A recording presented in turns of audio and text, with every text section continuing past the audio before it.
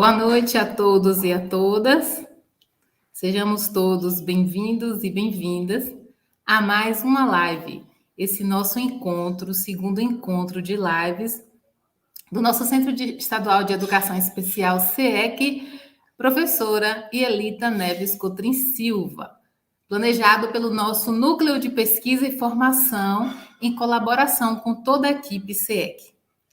Eu sou Rose Costa, professora do Núcleo de Deficiência Intelectual do nosso CEEC. Eu tenho pele branca, cabelos pretos e cacheados na altura dos ombros, partidos ao meio e olhos pretos. Eu uso uma camisa, na verdade, cinza com um laço na gola. Eu tenho óculos de contorno vinho escuro, batom também da mesma cor e estou de fundo para uma parede branca. Nós estamos numa transmissão pelo YouTube via canal CEEC, que eu, no momento, aproveito para pedir a todos que curtam o nosso canal, dando lá o seu joinha, né? O nosso like. Aí na sua tela, né, eu apareço então numa janela, né, de fundo branco e ao fundo ainda dela preta. Comigo nesta live estarão as intérpretes de Libras, Ana Marta Caldas. Ana Marta Caldas é uma mulher de estatura baixa, de pele morena, cabelos cacheados na altura dos ombros, castanho claro, com mechas douradas e olhos castanhos. Ela usa uma camiseta preta e está de fundo para uma parede de cor bege. Quem fica conosco nesse momento é a professora Letícia. A professora Letícia é uma mulher negra, que ela diz ter muito orgulho de ser mulher negra. E ela tem cabelos pretos curtos e cacheados, olhos grandes e pretos e boca mediana. Letícia usa uma blusa também preta, está de pé de fundo para uma parede de cor areia. A professora Letícia fica conosco, então, para fazer esse revezamento com a professora Ana Marta Caldas, que volta em segundo momento. Nos bastidores, na nossa técnica de imagem e som desta live, estão os nossos colaboradores, o professor Emílio Aurélio, Arthur, Zico e Hugo. Boa noite, pessoal. Boa noite a Letícia e boa noite também a Ana Marta. Bem, estão conosco também, né, a nossa equipe CEEC, a nossa equipe gestora, os nossos colegas professores, funcionários, alunos e familiares do nosso, então, CEEC. As pessoas inscritas neste evento, né, de outros lugares e também de nossa cidade de Caetité, como professores e dirigentes das escolas municipais e outras localidades que compõem o nosso Núcleo Territorial de Educação, NTE 13. Saudação a todos e todas mais uma vez. Como eu disse lá no início, minha gente, na noite de hoje nós damos início ao nosso, então, ciclo de live CEEC, proposto pelo nosso Núcleo de Pesquisa e Formação, junto à nossa equipe intitulado Educação Inclusiva, Olhares sobre a Praxis Pedagógica. O objetivo desse nosso ciclo de palestras é, então, que a gente possa debater assuntos, né, pertinentes ao âmbito educacional das pessoas com deficiência, das pessoas com transtorno do espectro autista e, em especial hoje, altas habilidades, superdotação, na promoção de uma educação, com certeza, mais inclusiva. Ele teve início dia 28 de julho, né, com a nossa live sobre TDAH, e hoje tem seu segundo encontro e se encerra em 26 de novembro deste ano, de 2021, após a Semana do Direito das Pessoas com Deficiência, que acontecerá dia 20 a 24 de setembro também deste ano. Olha, atenção, né? Esse é o momento que você precisa ter atenção. Se você está aqui, se você está pronto para assistir esta palestra, né, de hoje sobre altas habilidades e superdotação, e você se interessa em receber um certificado ao final desta live, CEEC, você faz uma inscrição agora mesmo no formulário que está disposto aqui no nosso chat, bem no início. Você terá direito à certificação se você tiver 70% de presença no ciclo de toda a live. A frequência também vai estar fixada no chat após a fala de nossa palestrante no momento das perguntas. Os certificados, eles serão enviados para o seu melhor e-mail, esse que você vai indicar aí na sua ficha de inscrição. Bem, queridos caros internautas, e para iniciar esse ciclo de lives, nós trazemos a temática, como eu disse no início, das altas habilidades superdotação. E para debatê-lo, nós convidamos a professora doutora Denise Arantes Brero. Boa noite, professora Denise. Boa noite, Rose. É uma alegria estar com vocês aqui hoje, comemorando o Dia do Psicólogo, falando sobre altas habilidades e superdotação aqui com vocês. Agradeço muito o convite. E é com essa saudação de feliz dia do psicólogo, em especial psicóloga, né? É que a gente, então, diz para a senhora ser assim, muito bem-vinda à nossa Caetité. Uma Caetité é que, entre muitos, né, é um dos nossos sertões da Bahia, é a terra do educador, de grandes habilidades, como Anísio Teixeira, mas também, professora Denise, de um homem do povo, né? Certamente com deficiência e com grande habilidade de narrar a presença de todos os personagens de alguns enterros que ele presenciou numa determinada época de sua vida, né? Ele tinha sempre os pés descalços, mas a memória é revestida de muito talento. A gente está falando de compadre Chico, né? E também de muitos meninos e meninas que ainda têm inteligência e potencial desconhecido. Professora Denise Brero, não é? Arantes Brero, ela é psicóloga, ela é especialista em altas habilidades e superdotação. Ela é mestre em psicologia clínica, doutora em psicologia do desenvolvimento e aprendizagem e é presidente do Conselho Brasileiro para Superdotação, CONBRASD. Saudações, professora Denise. Boa noite. A professora Denise vai estar conosco por volta de 40 minutos e depois nós vamos fazer as perguntas em 15 minutos. Seja bem-vinda, professora. Obrigada, Rose. Como eu disse no início, agradeço o convite, né? Sempre uma alegria para mim poder falar sobre essa temática das altas habilidades de superdotação, que é um público que, na verdade, a gente entende que é um pouco invisível, mas quando a gente vai conhecer um pouquinho mais, a gente entende que todos nós nos deparamos com essas pessoas no dia a dia e, às vezes, a gente tem dificuldade de entender e de nomeá-las, né? Eu vou me apresentar, então. Eu sou Denise. Eu sou uma mulher de 43 anos, de pele clara, olhos castanhos e cabelos castanhos escuros, levemente ondulados e partidos no meio. Eu estou aqui na minha casa, então eu tenho um fundo branco com 2 quadros à minha direita e na minha esquerda tenho a cortina, uma persiana cinza. Eu vou compartilhar aqui a minha tela para começar a minha apresentação. E aí eu vou fazendo a leitura dos meus slides também, para a gente poder ter uma comunicação mais ampla, né, e global aí. Deixa eu compartilhar aqui. Só me diz aí se vocês estão vendo a tela, por favor, Rose. Compartilhei aqui no modo da tela cheia. Sim, nós estamos vendo bem. E a ideia, então, é a gente falar um pouquinho das altas habilidades de superdotação e compreender as principais características, as formas de reconhecimento e como as escolas podem oferecer atendimento, suporte às necessidades específicas desses estudantes. E vocês fiquem bem à vontade para fazer perguntas no chat, a gente vai ter um espaço para poder responder as perguntas. E durante a minha fala também, se vocês sentirem necessidade, Rose, em algum momento de trazer alguma questão aí que esteja no chat e que seja coincidente com o que eu estiver falando, pode ficar à vontade também. É importante a gente fazer esse bate-papo, porque daí fica mais leve a nossa conversa aqui, a nossa apresentação. Bom, então eu vou começar conceituando, né? O primeiro slide fala da conceituação. Qual é o conceito de pessoas com altas habilidades de superdotação que a gente tem? E aí eu trouxe um recorte da Política Nacional de Educação Especial na perspectiva da educação inclusiva, que foi publicado em 2008 e ainda está vigente. E nessa legislação a gente tem o seguinte conceito: pessoas com altas habilidades de superdotação são aquelas que apresentam um potencial elevado em qualquer uma das seguintes áreas, isoladas ou combinadas: intelectual, acadêmica, liderança, psicomotricidade e artes.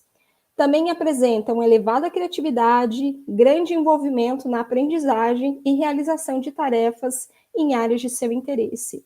Então, esse é o conceito principal. São pessoas que têm uma facilidade de aprender, que têm uma habilidade acima da média, comparadas aos seus pares etários, em diversas áreas do conhecimento, né? Na área intelectual, acadêmica, um perfil de liderança, uma capacidade no esporte, ou na dança, ou tocando um instrumento, ou pintando, né? Então, são diversas áreas e diversos perfis que a gente pode ter dentro desse conceito das altas habilidades de superdotação.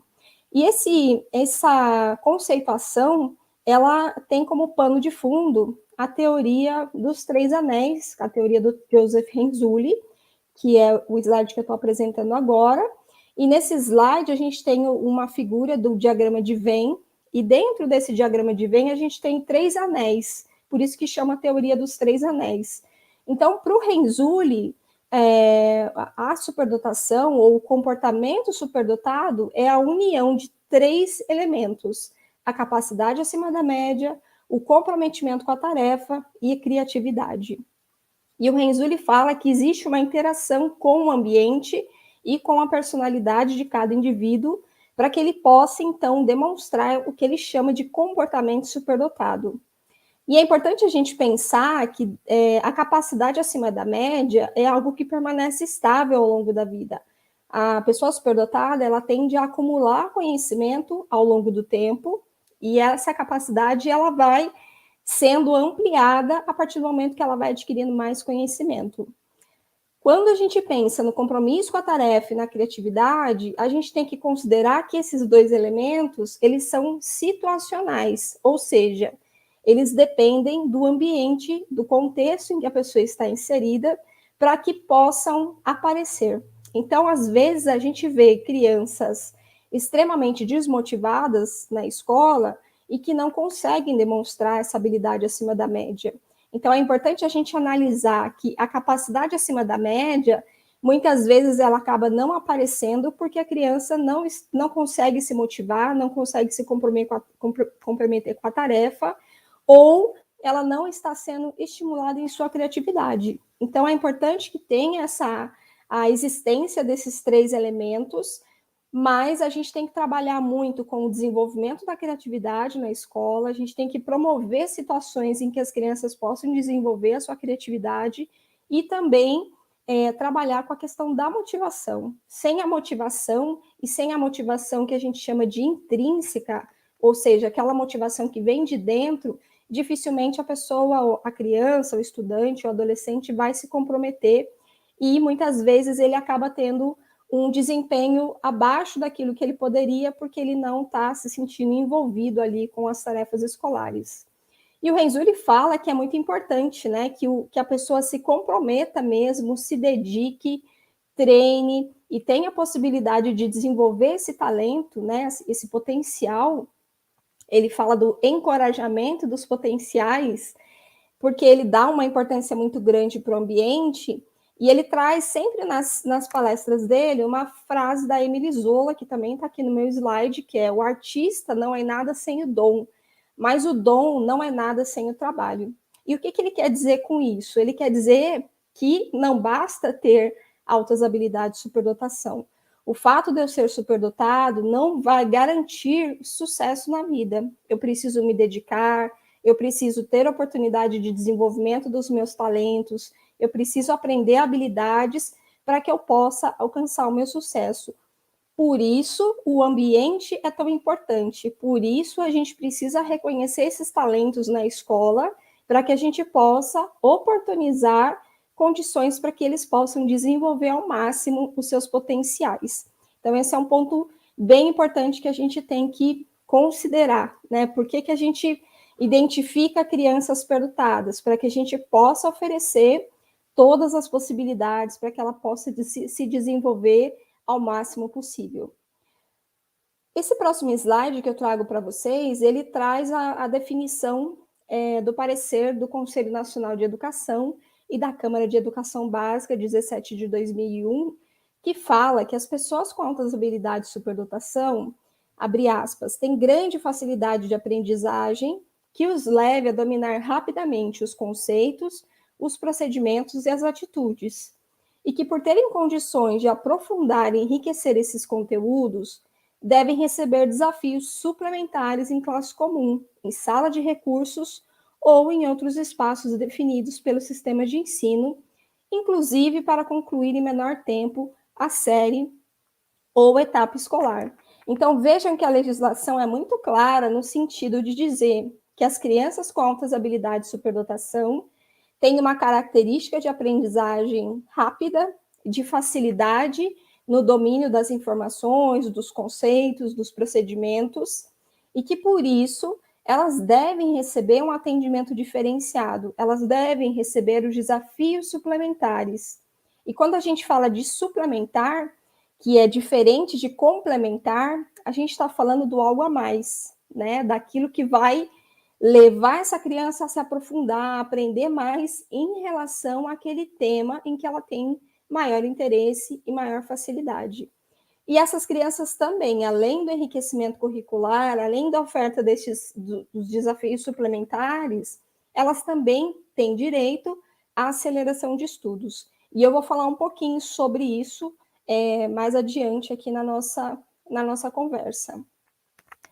Eu trouxe algumas características para auxiliar vocês no reconhecimento de crianças com indicadores de altas habilidades de superdotação.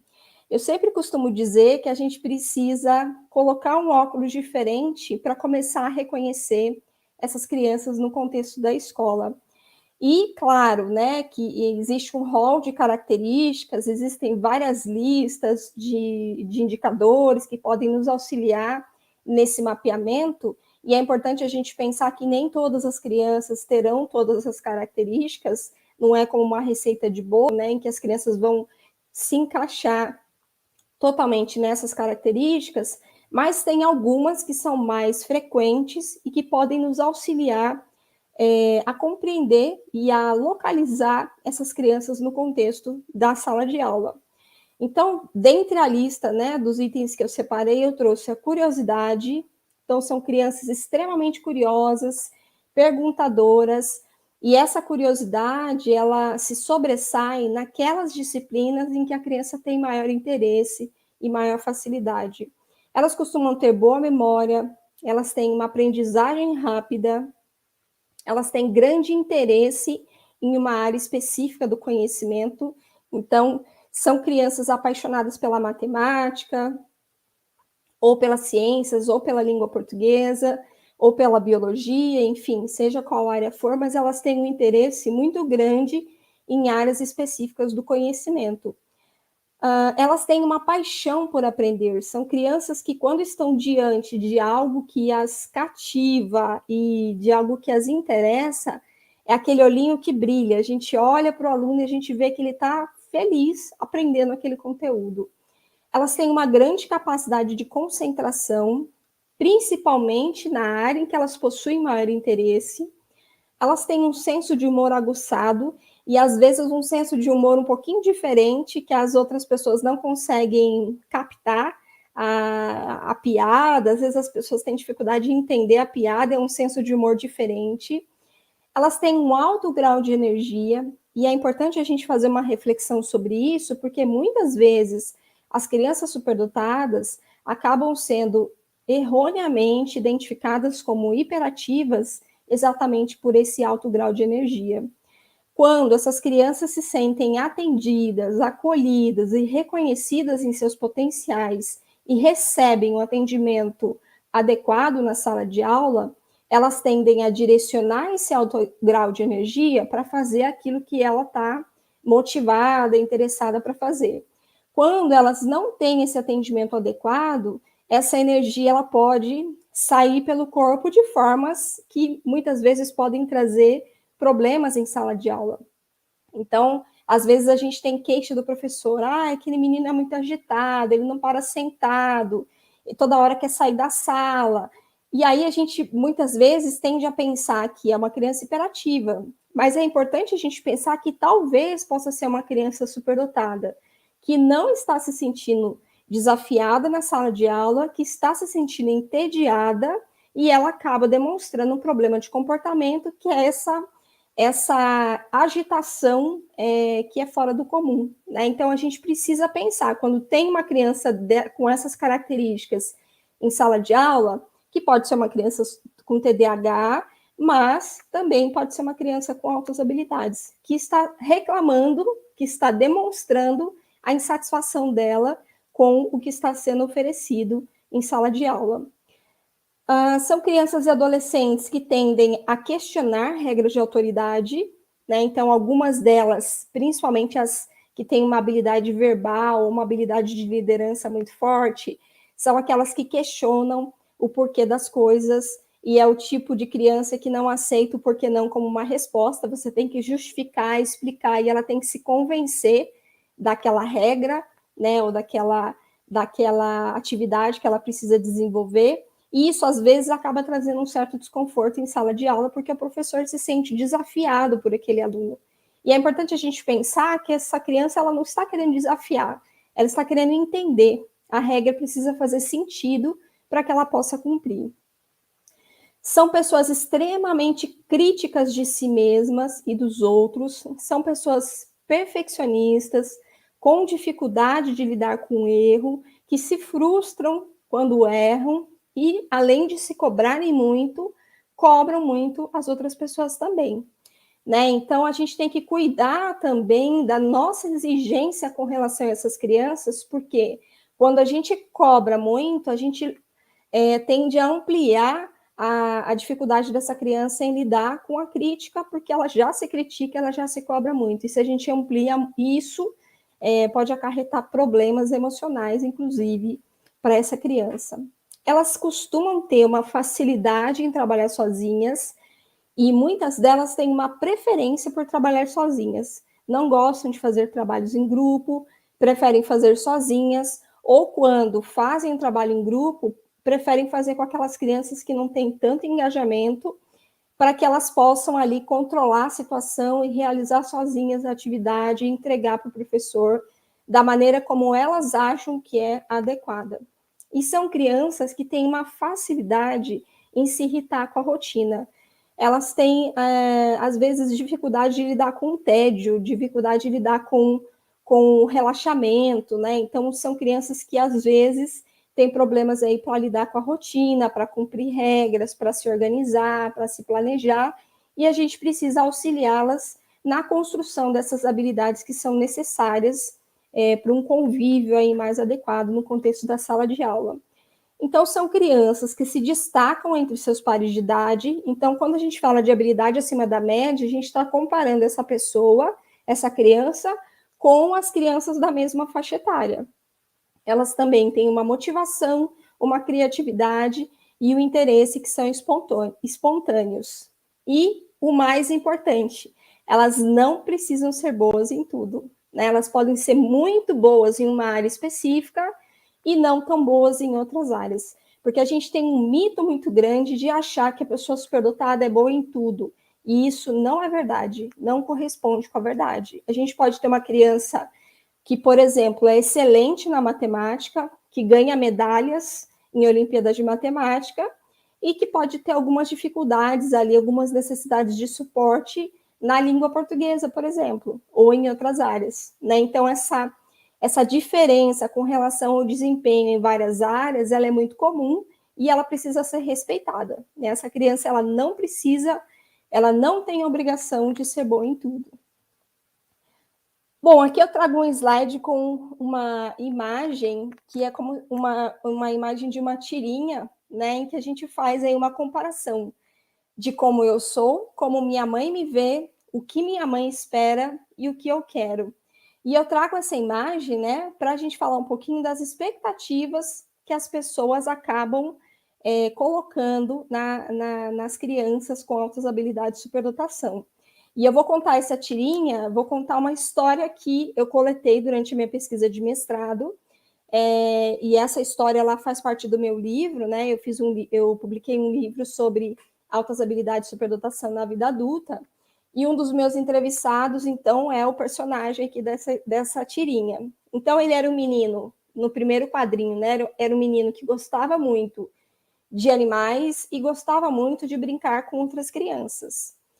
Aí, no segundo quadrinho, a gente vê ele vestido de médico, né? Por quê? Porque a mãe dele, sabendo que ele tinha esse interesse por animais, pela biologia, e ele gostava muito de crianças, começou a projetar internamente uma ideia de que ele seria um médico pediatra. E aí o que a mãe dele esperava, então, é que ele fosse um médico bem-sucedido, né? Um médico reconhecido socialmente. E aí, no último quadrinho, a gente tem a figura do Eu Quero, ele em cima do palco tocando uma guitarra num público. E aí, para contar para vocês o que aconteceu. Então, a mãe dele tinha essa expectativa que ele faria medicina. Quando ele foi fazer vestibular, ele optou por jornalismo e depois ele decidiu que ele seria compositor e seria cantor. E ele montou uma banda de rock. Então, ele foi para um caminho completamente diferente daquele que foi idealizado para a mãe dele, quebrando essa expectativa da família. Então, é importante a gente pensar nisso, né? Que muitas vezes as famílias criam expectativas com relação a esses filhos que são superdotados por acreditarem que eles vão seguir, às vezes, um determinado rumo, um determinado caminho, com base nos gostos que eles têm na infância. E, às vezes, as escolhas profissionais são completamente diferentes. Então, abrir espaço para isso e permitir que essas crianças possam fazer as próprias escolhas é fundamental. E os pais precisam apoiar esse processo, né? E não só cobrar e tentar decidir por eles as profissões que vão ser seguidas no futuro. Bom, falando um pouquinho de números, né? Para a gente entender o quanto essas pessoas estão invisíveis na nossa sociedade. Então, a gente pega os dados do censo escolar, aqui nesse slide eu estou apresentando esses números, né? Se a gente analisa os dados do censo escolar de 2020, a gente vai ter 24.424 estudantes cadastrados como tendo altas habilidades de superdotação. Isso representa um aumento, né, em relação aos dados do censo escolar de anos anteriores. A gente percebe que houve uma evolução com o passar do tempo, mais estudantes estão sendo cadastrados, porque cada vez mais a gente vem falando sobre a temática da superdotação, mas a gente ainda está longe de um percentual que realmente corresponda à quantidade de pessoas superdotadas que a gente tem na população. Então, se a gente pega esses 24.424 estudantes e compara com o número de estudantes da educação básica, a gente percebe que nós temos apenas 0,05% dos estudantes da educação básica matriculados com altas habilidades de superdotação.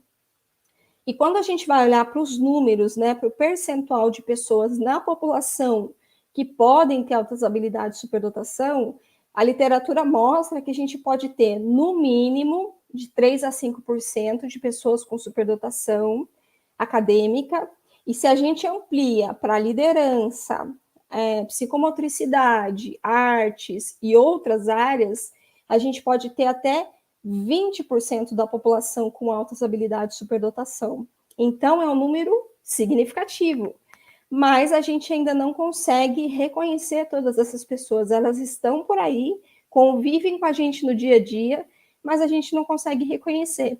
Então, é importante vocês pensarem, né? Puxa, aquela criança que faz algo diferente, aquele professor que traz uma ideia diferente, que muda alguma coisa no contexto da escola, no contexto da minha sociedade, as pessoas que estão no meu entorno, que demonstram uma capacidade, um talento, um potencial, talvez sejam pessoas superdotadas e que a gente acaba não reconhecendo e não nomeando dessa forma, né? Então, a gente tem um número muito grande de pessoas com essas características e que acabam ficando aí escondidas, né? Acabam ficando não reconhecidas no nosso convívio diário. Quando a gente pensa, né, no ideário do Renzulli, o que ele fala? Ele fala que as pessoas com altas habilidades de superdotação, elas precisam ser identificadas e elas precisam receber o atendimento educacional especializado. E por quê?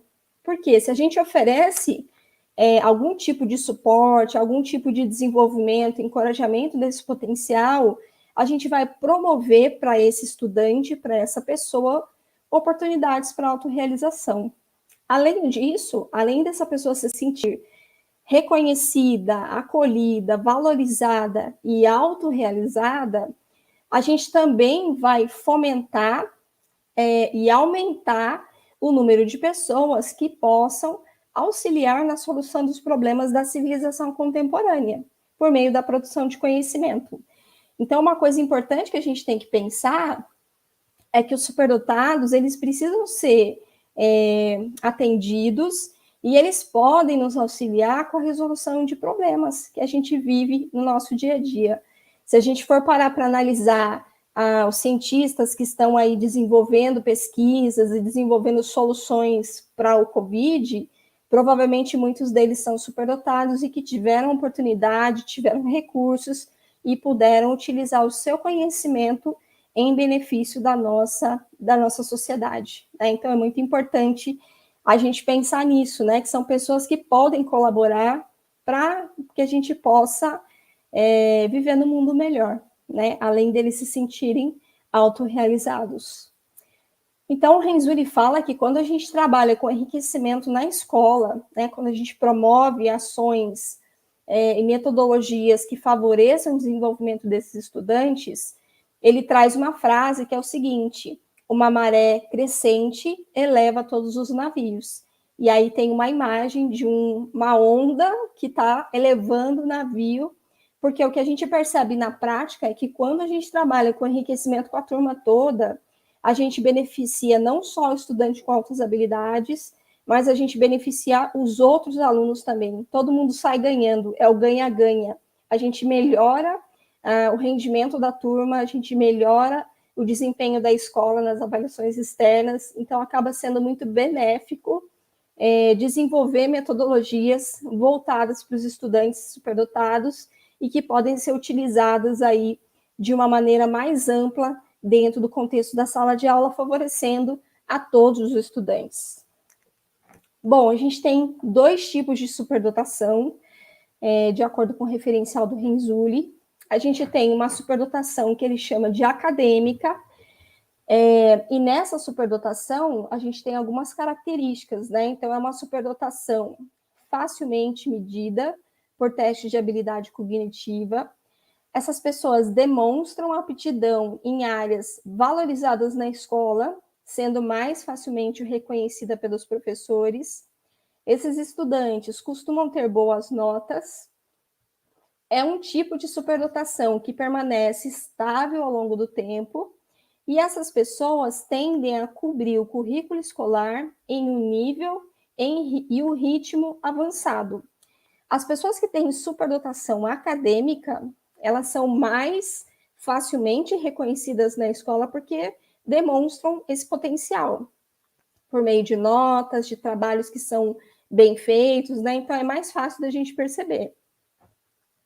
E a gente pode oferecer, então, para esse estudante o enriquecimento curricular naquela área em que ele tem maior facilidade ou até a aceleração de estudos.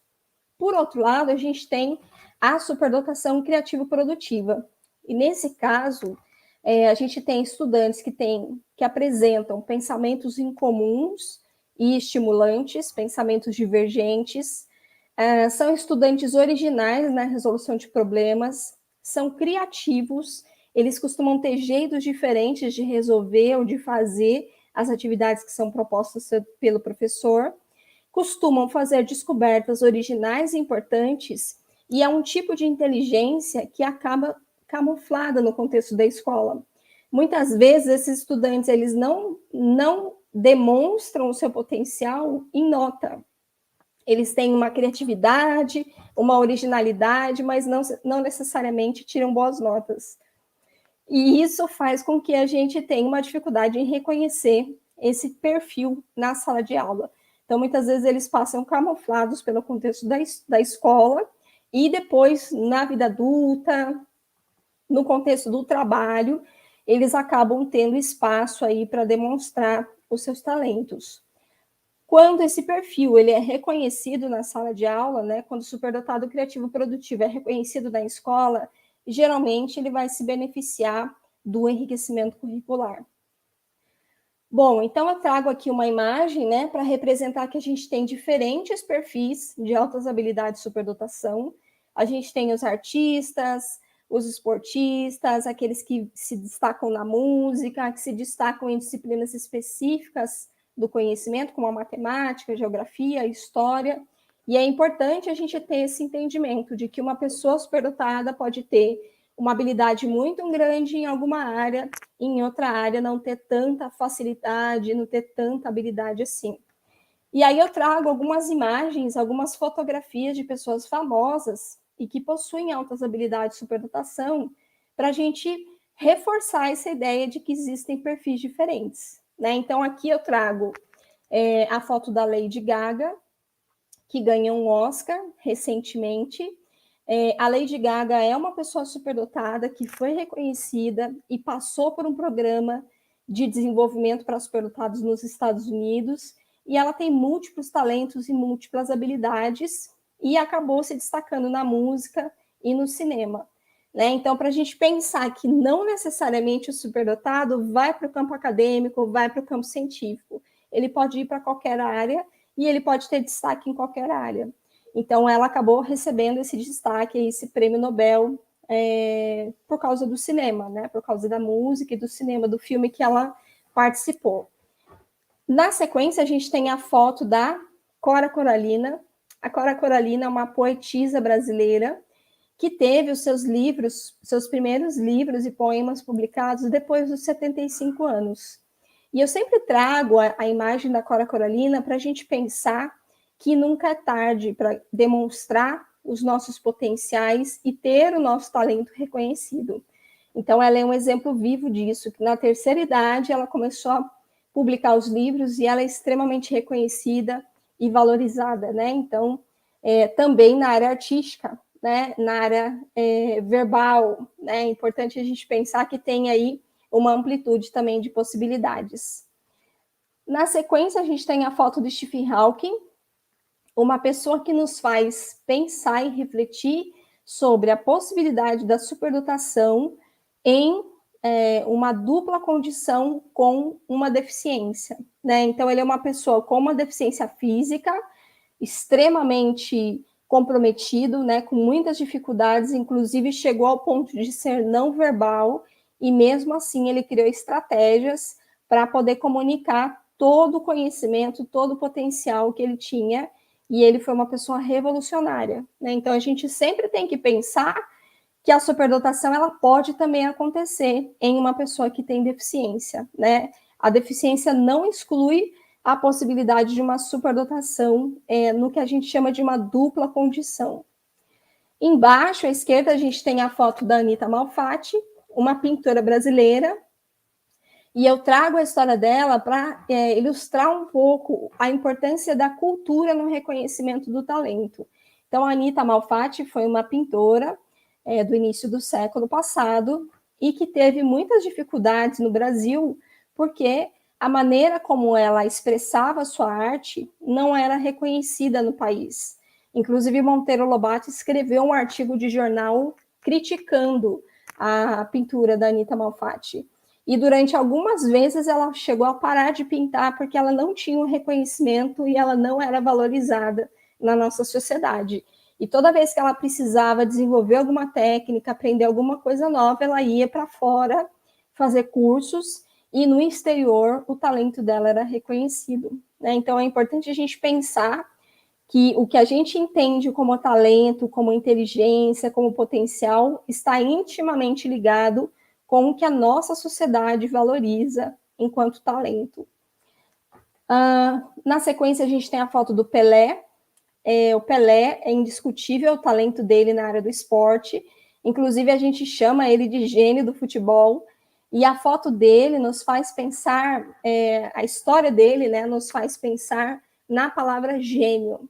Geralmente, no senso comum, as notícias, as matérias de jornal costumam trazer crianças como pequenos gênios, né? Então, a imprensa gosta muito de falar da superdotação, associando crianças a gênios.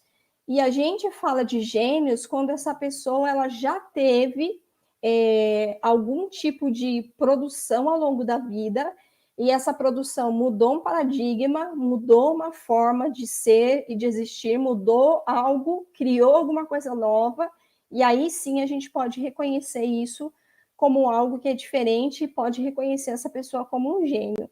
Geralmente, esse reconhecimento do gênio acontece depois que ele morre. E o Pelé, em vida, já é reconhecido como um gênio. Por quê? Porque ele já fez a produção dele dentro do futebol. A gente já sabe o que ele criou, o que ele produziu, e a gente sabe que ele mudou um paradigma. Por isso, a gente pode chamá-lo de gênio, mas a gente não pode chamar crianças de 7, 8, 10 anos de gênios. Elas ainda não tiveram tempo de produzir, de criar coisas que possam ser consideradas geniais. E quando a gente chama de gênio, a gente acaba trazendo um peso, trazendo uma carga de responsabilidade para essa criança que não necessariamente se torna benéfico.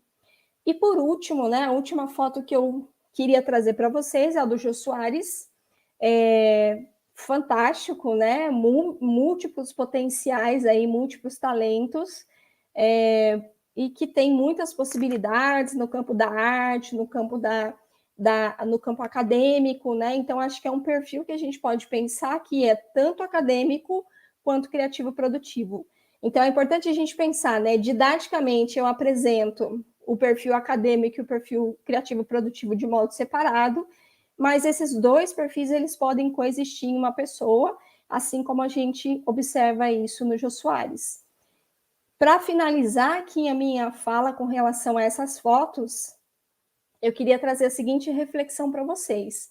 Aqui eu mostrei 3 homens e 3 mulheres, né? Então tá equilibrada aqui a questão de gênero. Mas quando a gente olha para o número de pessoas que são reconhecidas como superdotadas, o que a gente percebe é que muitas vezes a gente tem mais homens reconhecidos do que mulheres. E isso se dá por um aspecto cultural, porque a inteligência democrática é igual para homens e mulheres. Mas na nossa sociedade, a gente tem uma tendência a reconhecer o talento no homem e a não valorizar o talento na mulher. Então, a gente acaba dizendo: nossa, como aquele menino é esperto, como ele é inteligente, olha só como ele é criativo. E aí, para a menina, a gente fala: nossa, como ela é dedicada, como ela é esforçada, como ela é estudiosa. A gente usa adjetivos diferentes para falar do talento do menino e do talento da menina. E o que eu posso dizer para vocês é o seguinte: observem as meninas que são dedicadas, estudiosas, esforçadas. A gente pode estar diante de meninas com altas habilidades de superdotação e que não estão tendo o seu potencial reconhecido. Né? Então é importante a gente olhar para as meninas. Bom, deixa eu ver aqui o tempo. Acho que eu tenho mais 5 minutos, né, Rose? Eu vou agilizar aqui, então, a minha fala e depois eu compartilho os meus slides com vocês, tá? Bom, se a gente pensa nessas características todas, né, o professor deve estar perguntando assim, tá, mas como é que eu faço para identificar essas pessoas na sala de aula? Então, eu trouxe para vocês aqui, nesse slide, algumas possibilidades de fontes de informação que podem auxiliar o professor no reconhecimento desses talentos. Então, a gente olha para as produções e notas, a gente olha para alguns inventários que existem na literatura, tem diversos instrumentos que foram criados para que os professores possam fazer o mapeamento desses estudantes em sala de aula. A gente tem a conversa com outros professores para entender como essa criança lida com o conhecimento nas outras disciplinas. A gente observa essa criança no contexto escolar, a gente pergunta para os colegas como é o desempenho da criança, a família precisa fazer parte desse processo de identificação e a criança ou adolescente também tem que fazer parte desse processo, podendo falar de si mesmo.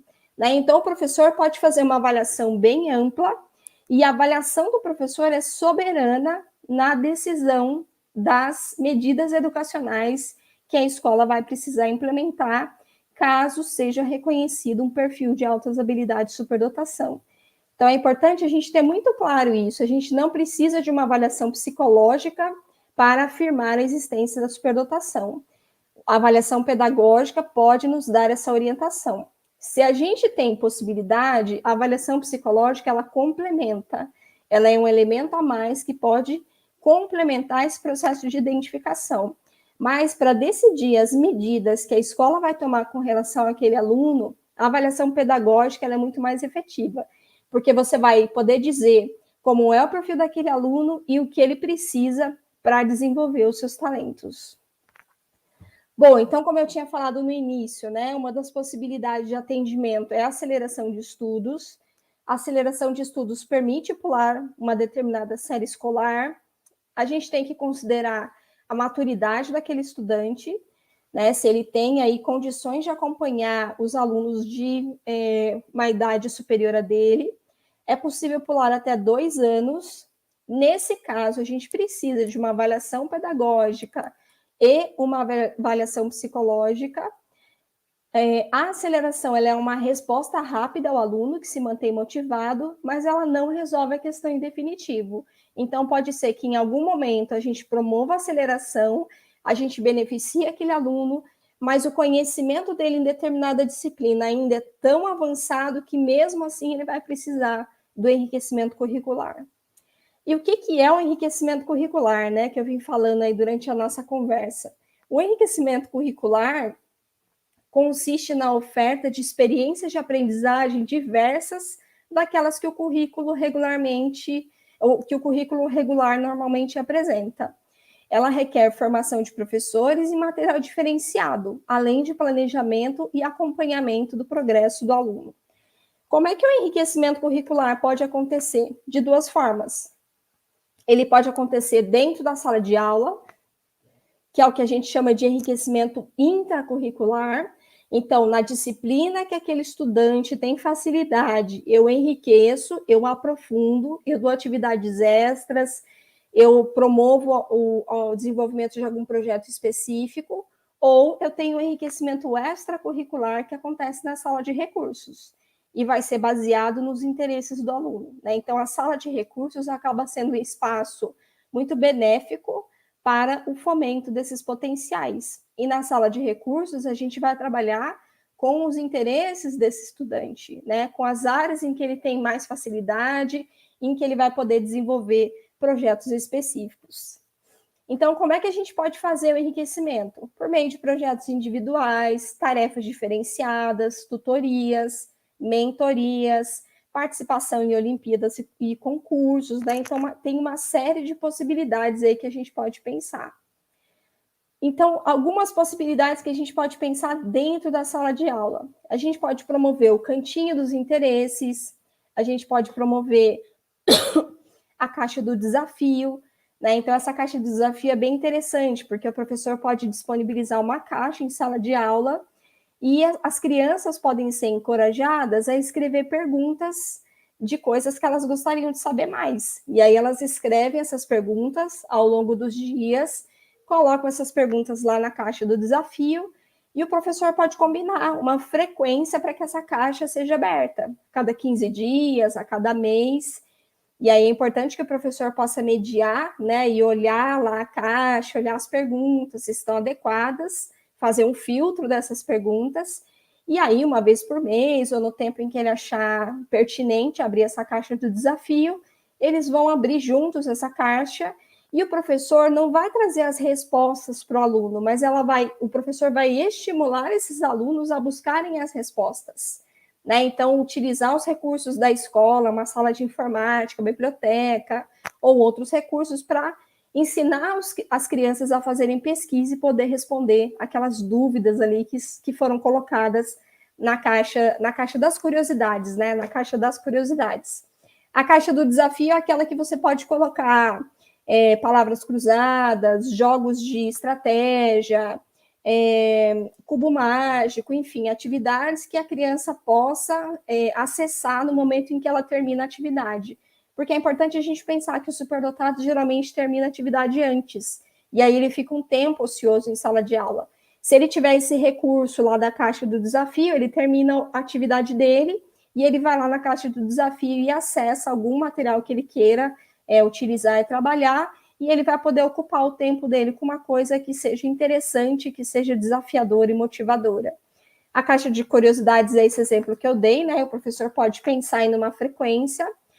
Os passeios pedagógicos, as feiras de ciências, são todas possibilidades.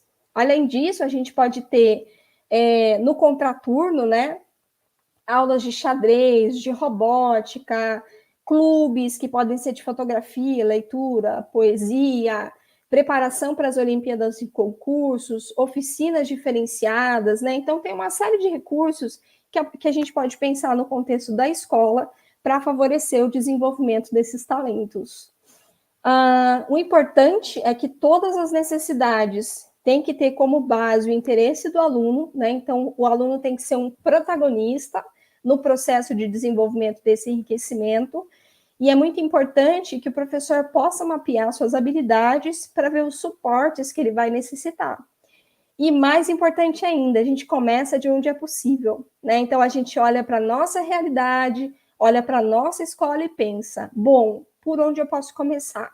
Eu posso começar oferecendo uma aula de xadrez com um professor voluntário ou com um pai que seja voluntário, que vem ensinar o xadrez para os alunos? É por aí que eu vou começar, né? Então, é importante a gente ter tranquilidade e clareza de que a gente precisa oferecer o suporte para esses estudantes, mas a gente tem que começar de onde é possível.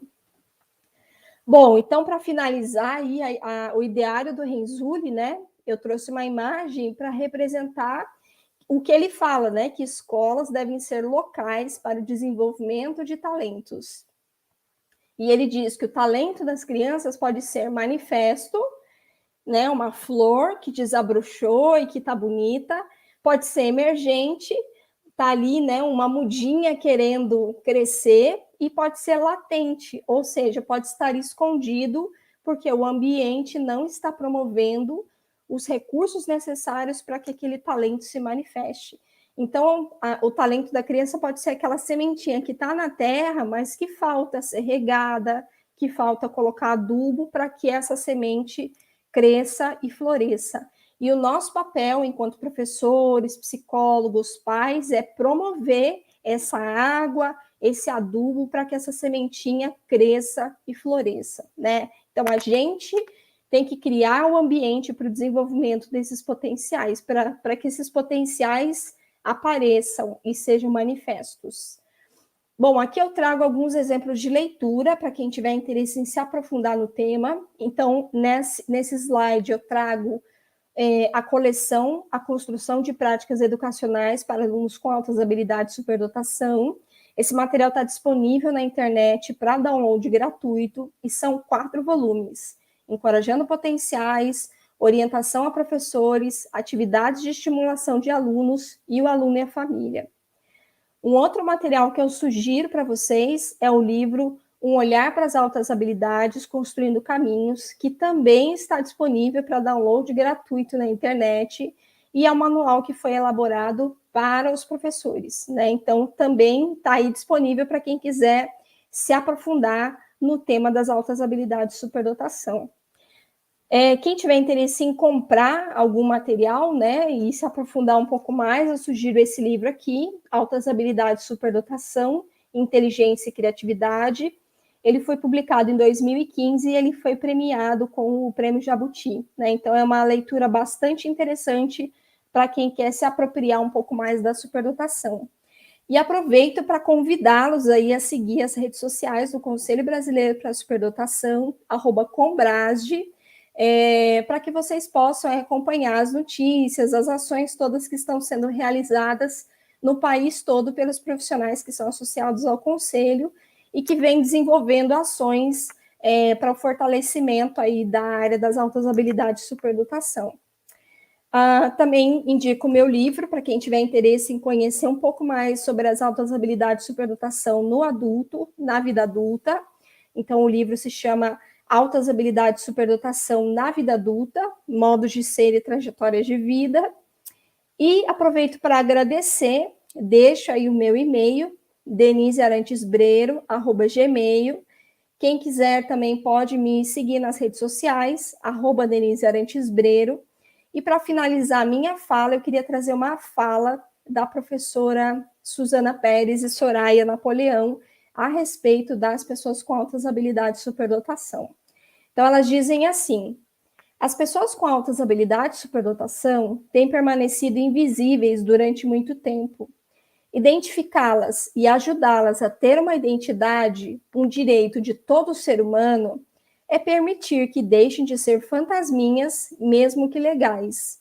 Deixar que sejam, sem ter que se esconder, é promover sua aceitação, seu reconhecimento e sua valorização.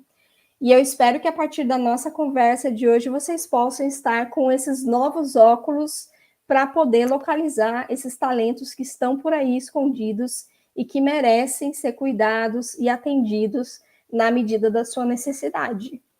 Bom, Rose, vou parar aqui meu compartilhamento e aí a gente vai conversando sobre as perguntas que surgiram no chat, que eu vi que tem bastante coisa aí. Pois é, parabéns pelas colocações, nós todos, assim, nos embebemos de muito conhecimento, de muita informação, muito gostoso. E aqui o que o pessoal está dizendo de primeira mão, né? Denise, a gente matou saudades, né? Lá do nosso curso, em Guanambi, tá todo mundo falando aqui, quem é da região, e agradece por você estar aqui com a gente. Nós temos algumas perguntas, né? Nós queremos agradecer também, desde já, as perguntas das pessoas que estão conosco, de São Paulo também, do Paraná, pessoas de Biaçucê e toda a região circunvizinha, tá? Tem até também de Corumbá, Mato Grosso do Sul, e da nossa própria Caetité. E aí nós temos aqui, Denise, como uma primeira colocação, essas regras que você colocou, né, lá no início, de autoridade, de questionamento, elas podem ser confundidas com TOD. Eu acho que vou fazer um bloquinho, não é, Denise? De perguntas? Pode ser. 3, tá bom, não é? Uhum. Então, essas regras de autoridade, questionamento, podem ser confundidas com TOD?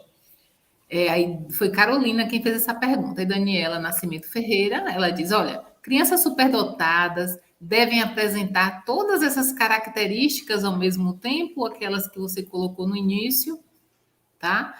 E aí vem elogios, né? Olha, a Mila diz, lá de Biaçucê, o pessoal fala, feliz em poder ouvir você de novo, né? Aquilo que eu falei no início. E depois tem outras colocações. Eu acho que por enquanto, né? Tá bom? Sim, essa é uma boa pergunta da Daniela, né? De fato, pode ser confundido em alguma medida com o TOD, sim, né?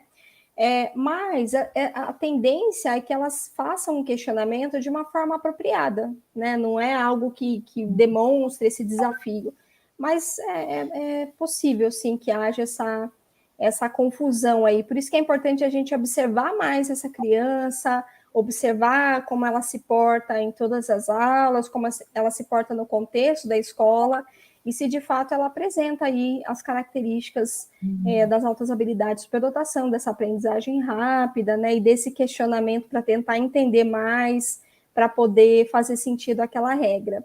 E a segunda pergunta, né, as crianças não precisam ter todas aquelas características. Se eu pudesse destacar algumas, né, que realmente são muito visíveis, eu destacaria o alto grau de curiosidade, uma capacidade de memória muito grande e um interesse muito grande pelo aprendizado e uma rapidez pelo aprendizado. Então, basicamente, são essas as características que mais aparecem. As demais depende muito do perfil de cada criança, né? Mas de modo geral, grande parte daquelas características fazem parte do perfil dessa criança, mas ela não precisa ter todas, né? Como eu disse, não é uma receita em que tem que ter todas aquelas características. Não, aquelas características nos ajudam a nortear o nosso olhar para poder reconhecer esses potenciais. Uhum. Então, a professora Kátia de Abreu Fonseca, né? Ela diz: olha, você tem muito a nos ensinar. Mila Nunes diz que é um prazer também ouvir Denise, ela é lá de Biaçucê. Tem uma Jaine, a nossa diretora, diz que precisamos, né, Denise, saber identificar essas características para tirar esses estudantes com altas habilidades da invisibilidade. Nesse processo, o papel do professor é essencial, não é? Pois O papel do isso professor mesmo, como essencial. O papel do professor é essencial e o professor conta com uma série de recursos, né? A gente tem, recentemente foi publicada uma escala de avaliação da professora Tatiana Nakano, a gente tem escala de avaliação da professora Cristina Belu, da professora Zenita Gunter, então são instrumentos que nos ajudam a olhar melhor a turma e fazer esse rastreio, esse mapeamento daquelas crianças com essas características diferenciadas. Claro que não deu tempo de eu trazer tudo hoje, mas se vocês buscarem aí na internet, né, existem muitos recursos que os professores podem lançar mão para poder facilitar o processo de identificação desses estudantes. E aí, então, Patrícia Grazi, ela pergunta, olha, como é que podemos, professora, articular ações que possibilitam a identificação, o reconhecimento desses alunos em áreas distintas, da língua portuguesa, de matemática, principalmente em escolas públicas. E ela diz, olha, dados contextos sócio-históricos distintos, principalmente em escolas periféricas de interior, onde o foco da escola é em áreas específicas, voltada para o mercado de trabalho. Pois é, essa é uma pergunta bem interessante, Patrícia, e eu posso te dizer o seguinte, né? Mesmo que a escola seja numa região de grande vulnerabilidade, em que as pessoas tenham uma situação socioeconômica desfavorecida, a gente também tem um percentual grande de crianças superdotadas. Eu fiz a minha pesquisa de doutorado em uma escola pública daqui da região, né? E ela ficava num bairro vulnerável socialmente. E mesmo assim, a gente encontrou mais de 20% de crianças com altas habilidades de superdotação nessa escola. E o que a gente adotou como estratégias? A gente utilizou um instrumento da Zenita, né, um instrumento da Zenita Gunter, para fazer um rastreio inicial na escola. E com esse rastreio inicial, a gente levantou um número lá de crianças que depois foram encaminhadas para a sala de recursos e puderam fazer uma avaliação mais detalhada para que a gente pudesse realmente encontrar aquelas com características de superdotação. Então, de alguma forma, a gente consegue implementar uma forma ali, uma estrutura para que a gente possa reconhecer esses talentos. Se a gente utiliza esses instrumentos de rastreio num determinado período do ano, geralmente no mês de maio, junho, que a gente já conhece melhor as crianças, a gente pode fazer uma seleção inicial, né? A gente chama de screening, né? Esse rastreio inicial, para poder levantar aquelas que se destacam nas turmas e poder criar algum mecanismo de observação ao longo do tempo para que a gente possa realizar esse processo de avaliação a longo prazo. Essas avaliações, elas não acontecem de uma forma rápida, né? Às vezes a gente demora alguns meses para concluir essa avaliação. E aí a gente, durante o processo, vai oferecendo atividade de enriquecimento, levando essa criança para a sala de recursos, para que ela possa viver algumas experiências, e a partir da provisão, que a gente chama, a gente pode fazer essa identificação. Né? Então, se eu fosse te dar uma dica para começar um trabalho na escola, acho que o primeiro passo poderia ser fazer um rastreio inicial, para você ter uma ideia de quantas crianças com essa característica aparecem. E independe da escola, se é uma escola numa situação, num bairro mais rico, com famílias mais abastadas, ou se é num bairro periférico com pessoas em situação de vulnerabilidade. Essa questão é um mito, né? Crianças de baixa renda também têm esse perfil e a gente pode reconhecê-las sem dúvida nenhuma. A professora Kátia de Abreu, ela volta a falar, dizendo que, olha, na escola da minha filha, Denise, desenvolvem projetos pautados no PEP, Programa de Escolarização Personalizado. E ela diz, ano passado, em meio à pandemia, minha filha foi estimulada por meio do enriquecimento curricular a roteirizar, escrever e ilustrar um livro. Olha que barato. Foi um trabalho de meses de pesquisa e elaboração e foi incrível. Ela coloca essa questão aí. Muito legal esse exemplo, Kátia. Eu conheço um pouquinho, a gente se conhece, né, daqui de Bauru, e conheço um pouquinho a história dela e da filha dela, e é isso, né, a gente pode pegar os interesses, e ela é uma menina que tem interesse pelo desenho, pela ilustração, pela escrita, e a escola foi lá e trabalhou com um projeto de enriquecimento naquela área que ela tem interesse. E realmente é fantástico, porque essa criança se sente extremamente motivada, envolvida, engajada, e ela começa a valorizar muito mais a frequência à escola. Porque quando essa criança está desmotivada com a escola, ela tende a nem querer ir para a sala de aula, aí começa a ter dor de cabeça, dor de barriga, né, perde o interesse pela escola e começa a não querer frequentar a sala de aula. Então, é importantíssimo ter trabalhos como esse que a Kátia bem exemplificou, né, de um enriquecimento. A professora Divina Ledo, ela pergunta, olha, altas habilidades está relacionado com o aumento do número de neurônios? Ótima Divina Ledo. pergunta, Divina. Ótima pergunta. Não tem mais neurônios. Vocês sabem que o cérebro do Einstein foi muito estudado, né? As pessoas queriam entender o que tinha de diferente no cérebro dele e descobriram que não tinha nem mais neurônios, nem era mais pesado e nem era maior. O que é diferente no cérebro superdotado, né? É o número, é a forma como as conexões acontecem. Então, essas conexões, elas são em maior número e elas funcionam de uma maneira muito mais rápida. Então, eu não tenho mais neurônios, mas eu tenho uma conexão mais veloz entre esses neurônios, e isso faz com que eu tenha essa capacidade de aprendizado muito mais rápida. E Carolina pergunta, então é possível a dupla excepcionalidade, TDAH e altas habilidades, superdotação, ou triexcepcionalidade? Sim, é possível. A gente pode ter uma criança superdotada com TDAH, superdotada surda, superdotada cega, superdotada com autismo. A gente pode ter 3 condições também, né? A gente pode ter infinitas possibilidades, né? A gente pode ter, inclusive, a superdotação associada com uma deficiência intelectual, algo que parece muito fora do propósito, né? Mas a gente tem aí o Savan, né? Que comprova isso. Pessoas que têm uma deficiência intelectual, mas que têm uma capacidade muito grande em alguma área específica. Muito bem. No momento, assim, nós não temos mais perguntas, só elogios, dizendo que bom estar com você, não é, Denise? Que bom desposar aí da sua simplicidade, dessa coisa gostosa do conhecimento de uma forma assim tão leve. E aí a gente agradece muito, mas eu vou fazer uma perguntinha. Vou fazer uma pergunta, não. Eu fico assim pensando, sabe, Denise? As pessoas, né? Com esse potencial todo, essa memória, não é? Esse talento, essa habilidade enorme. Como essas pessoas não, né? Muitas vezes elas são tristes, acabrunhadas, nervosas, né? Lá um pouco desse seu mundo interior, por de alguma forma não ser aceito.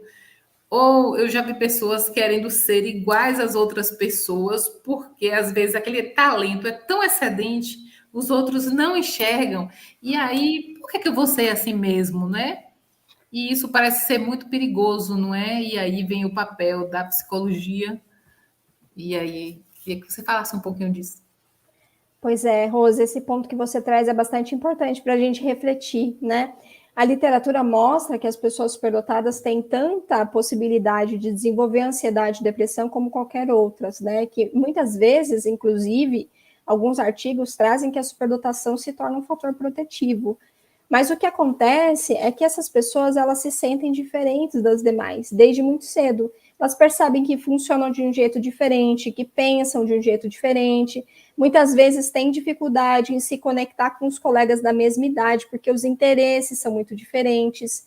E quando a gente se sente diferente dos outros, a gente acaba achando que tem um problema e que a gente não se ajusta.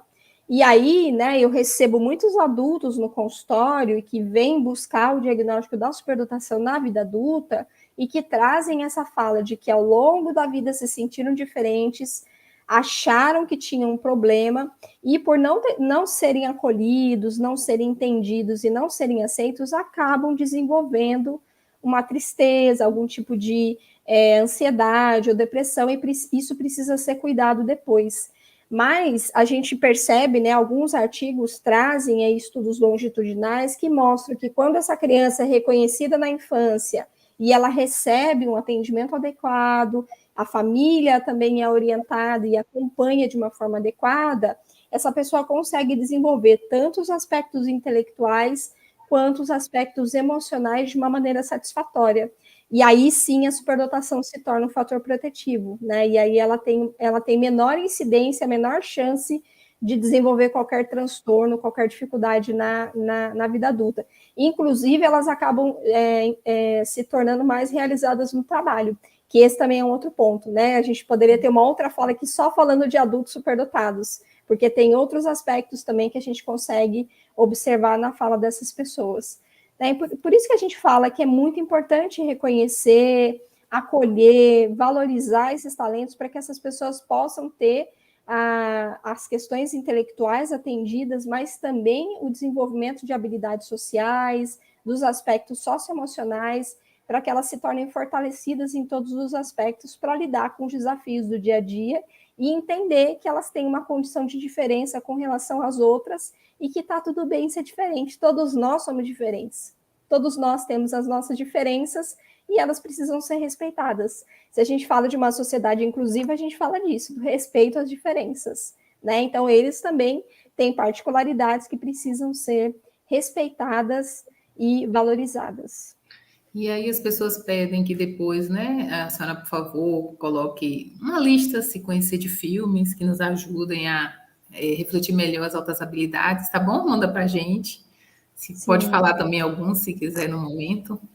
Tem o Gênio Indomável, tem o Menino que Descobriu o Vento, né, que é fantástico. Entendi, tem o filme novo da Marie Curie, que estava no Netflix agora recentemente, que eu me esqueci o nome, mas Radioatividade, é fantástico esse filme. Tem séries também, né? Tem Scorpion, que é uma série de pessoas superdotadas, aí é bem interessante a forma como eles interagem durante a série. Tem uma série aí de recursos, né? De filmes que a gente poderia utilizar. Tem Ballerina, que é uma animação também, que é bastante interessante para a gente pensar no talento artístico, né, e a importância do ambiente para o desenvolvimento desse talento. Tem vários, eu estou falando alguns aqui, mas depois eu posso te mandar outros para você compartilhar aí com os professores. Será um prazer. A professora Divina está aqui citando a Teoria de Tudo e tantos outros, né? Perfeito, isso mesmo. Muito bem. Que bom que todas as pessoas, não é, que têm uma diferença, né, altas, ou aquelas que a gente chama de deficiências, né? Ou que tem as duas juntas. Que bom que elas pudessem ser conduzidas para uma educação em que pudesse ser mais libertadora, inclusiva, não é? E daí a gente pudesse ser assim mais feliz juntos. A gente agradece, professora Denise, e lhe deixa agora com suas palavras aí, de até mais, quem sabe. E a gente quer, assim, antes, dizer que estiveram aqui conosco algumas pessoas, né? Como eu falei também, tem aqui a Anjo Azul, da nossa cidade, tem os professores do próprio município, Coordenação de Educação Especial, Associação de Pais e Amigos de Autistas, como eu falei, Anjo Azul, gestores escolares, professores e equipe multiprofissional também do município de Caetité. Temos pais e alunos do CEEC e todas aquelas outras que eu falei no início. Nós queremos agradecer muitíssimo a sua participação, né? Dizer que ela foi enriquecedora e que volte sempre. Bom, fico feliz em poder colaborar com essas reflexões, né? Para que a gente possa ampliar o nosso olhar e reconhecer esses estudantes que estão por aí, que precisam do nosso apoio, né? Do nosso incentivo. Muito obrigada, Rose. Obrigada, Denise. Obrigada a todos que estiveram conosco nesta noite. O nosso próximo encontro fica para 20 a 24 de setembro, que nós vamos ter a Semana em Defesa da Pessoa com Deficiência. O nosso ciclo de lives ele vai dar uma paradinha. E nesta semana, de 20 a 24 de setembro, nós teremos uma programação especial. Vocês ainda serão convidados. Em outubro e novembro, nós retornaremos ao ciclo de lives, então, CEEC. Eu espero que vocês tenham assinado a frequência que estava fixada, tenham se inscrito, né? No próximo evento tragam mais uma pessoa, espalhem por aí todo o conhecimento que tivemos nessa noite. Vamos treinar tudo isso no nosso labor, no nosso fazer educacional e de fazer de fato essa educação se tornar inclusiva. Nós agradecemos a todos e até mais o nosso próximo encontro. Muito obrigada, Denise, e muito obrigada a todos.